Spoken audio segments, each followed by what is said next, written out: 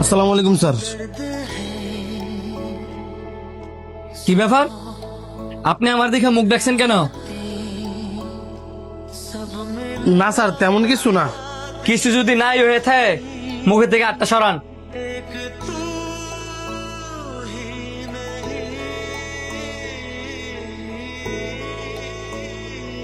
সানিয়া না? জি স্যার। তো তুই আমার দেখে মুখ ডাকলি কেন? স্যার লজ্জায়। লজ্জা? জি, কারণ আপনি আমারে চিনেন, আমিও আপনারে চিনি। আপনি হচ্ছেন এই অফিসের স্যার, আর আমি সাধারণ একজন সিকিউরিটি গার্ড। ভাবলাম আমার কারণে যদি আপনি কোনো অসম্মানিত হন, পরে যদি আমার চাকরিটা চলে যায়, সে ভয়ে আমি আপনার কাছ থেকে মুখটা লুকায় রাখছিলাম। আর আমার যদি চাকরিটা হারায় যায়, আমি অনেক বিপদে পড়ে যাবো। এই চাকরিটা আমার খুবই দরকার। এখন আমারে তোর কি মনে হয়, তোর 8-10টা টেয়াওয়ালা অহংকারী বন্ধুর মতো?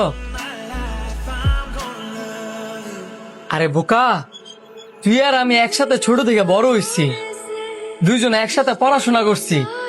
তুই আমার বন্ধু। টাকা পয়সা হওয়ার পরে কিন্তু তুই আমার বন্ধু হস নাই, এইসব হওয়ার আগে থেকেই তুই আমার বন্ধু। তুই কিভাবে ভাবলি যে তুই সিকিউরিটি গার্ডে চাকরি করস দেখিয়া আমি অপমানিত হমু বা নিজের ছোট মনে করমু? তারপরেও স্যার, বন্ধু আমরা বাড়িতে, অফিসে আপনি আমার স্যার আর আমি সিকিউরিটি গার্ড। কারণ আমি যদি আপনাকে এখানে নাম ধরে ডাকি, আপনার কলিগ যারা আছে সবাই এই বিষয়টা নিয়ে অনেক হাসাহাসি করবো। শোন বন্ধু, তুই আমার লাজ শরমের ভয় দেয়স না। আমি কিন্তু বংশগতভাবে বড় লোক না। আমি আমার এই জায়গাটা পরিশ্রম করে আসছি। কে হাসাহাসি করলো, কে এটা নিয়ে মজা লইলো, এসবের ভয় আমার তুই দেয়স না। বাকি সবাই তুই সার করে রাখলো, আমার আইতে যাইতে বন্ধু বলে ডাকবি। জি স্যার। বন্ধু